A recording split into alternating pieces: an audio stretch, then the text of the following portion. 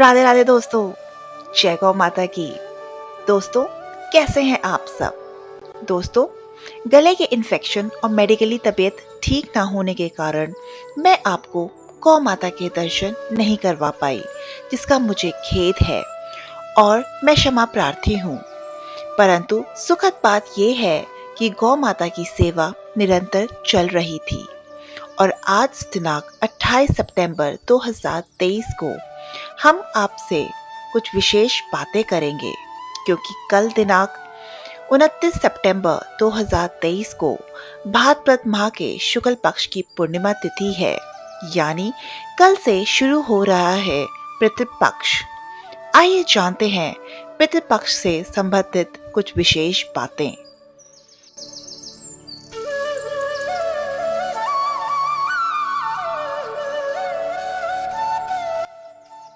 19 सितंबर से पितृपक्ष शुरू होकर समापन सर्व पितृ विसर्जनी अमावस के दिन यानी 14 अक्टूबर 2023 को होगा। कहते हैं श्राद्ध पक्ष में पितर धरती पर आते हैं। इस दौरान तर्पण पिंड दान करने से उन्हें शांति मिलती है। पितृदोष से मुक्ति पाने के लिए यह समय बहुत लाभकारी होता है। पितृ पक्ष में विधिवत पूर्वजों का श्राद्ध किया जाए तो घर में खुशहाली आती है, धन में बढ़ोतरी होती है। आइए जानते हैं कि कौन कर सकते हैं श्राद्ध कर्म और तर्पण व श्राद्ध के लिए कौन सा समय श्रेष्ठ रहेगा।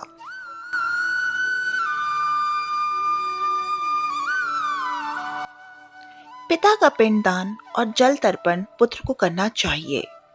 अगर पुत्र ना हो तो पोता या पत्नी, और पत्नी ना हो तो भाई भतीजे भी श्राद्ध करवा सकते हैं।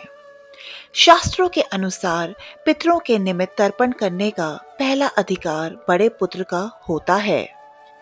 मार्कंडेय पुराण के अनुसार अगर किसी व्यक्ति का पुत्र न हो तो उसकी बेटी का बेटा यानी उसका नवासा भी तर्पण करवा सकते हैं। बेटा ना हो तो सास ससुर का पिंडदान बहू भी करवा सकती है।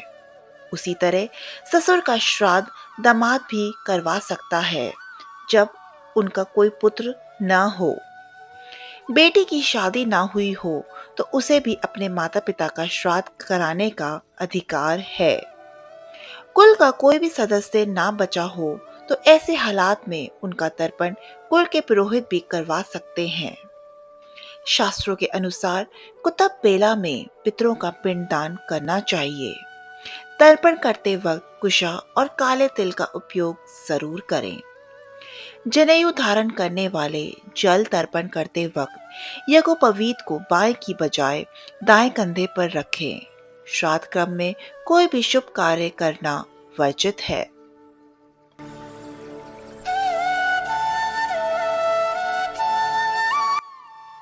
पितृपक्ष में सात्विक भोजन करें। ध्यान रहे इन 16 दिन में घर में लड़ाई झगड़ा कलह बिल्कुल ना करें।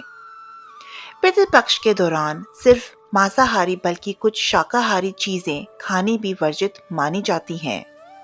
इन दिनों लौकी, खीरा, चना, जीरा और सरसों का साग खाने की मनाही होती है। पितृपक्ष में किसी भी तरह का मांगलिक कार्य नहीं करना चाहिए। शादी, मुंडन, सगाई, गृह प्रवेश जैसे मांगलिक कार्य पितृपक्ष में वर्जित माने जाते हैं। पितृपक्ष के दौरान शोकाकुल का माहौल होता है, इसलिए इन दिनों कोई भी शुभ कार्य करना अशुभ माना जाता है। पितृपक्ष के दौरान पूरे 15 दिनों तक घर में सात्विक माहौल होना चाहिए। इस दौरान घर में मांसाहारी भोजन नहीं बनाना चाहिए। हो सके तो इन दिनों लहसुन और प्याज का सेवन भी नहीं करना चाहिए। पितृपक्ष में केवल गाय के दूध से बने पदार्थ का ही भोग लगाएं, अन्यथा पितर भूखे ही चले जाते हैं। पितृपक्ष में अचार, नमक ये कभी भी ब्राह्मण के समक्ष ना रखें। ब्राह्मण के चरण अवश्य पखारें, उनका आशीर्वाद लें और आसन अवश्य दें। अधिक से अधिक दान करें।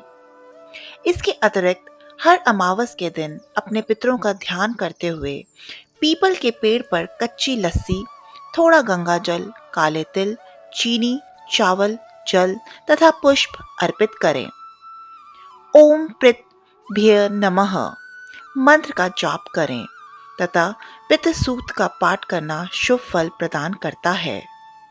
प्रत्येक अमावस को दक्षिणाभिमुख होकर दिवंगत पितरों के लिए पितृ तर्पण करना चाहिए।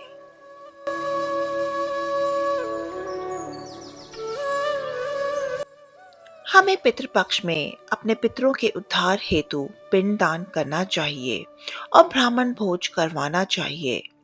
और यदि हम यह सब बातें करने में असमर्थ हैं तो केवल गौ माता की सेवा करने से हमें उसी पुण्य की प्राप्ति हो जाएगी जो कि ब्राह्मण भोज से प्राप्त होगी। पितृपक्ष में गौ सेवा का बहुत अधिक महत्व है।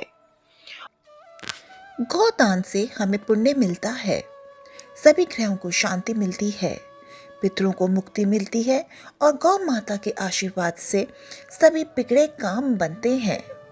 गौ माता में सभी देवी देवताओं का वास होता है और गौ माता को चारा खिलाने से सभी तरह के कष्टों से मुक्ति मिलती है। और जो भी व्यक्ति गौ सेवा करवाना चाहते हैं वे स्क्रीन पर लिखे नंबर पर संपर्क करके गौ सेवा करवा सकते हैं और पुण्य के भागी बन सकते हैं। जय गौ माता की।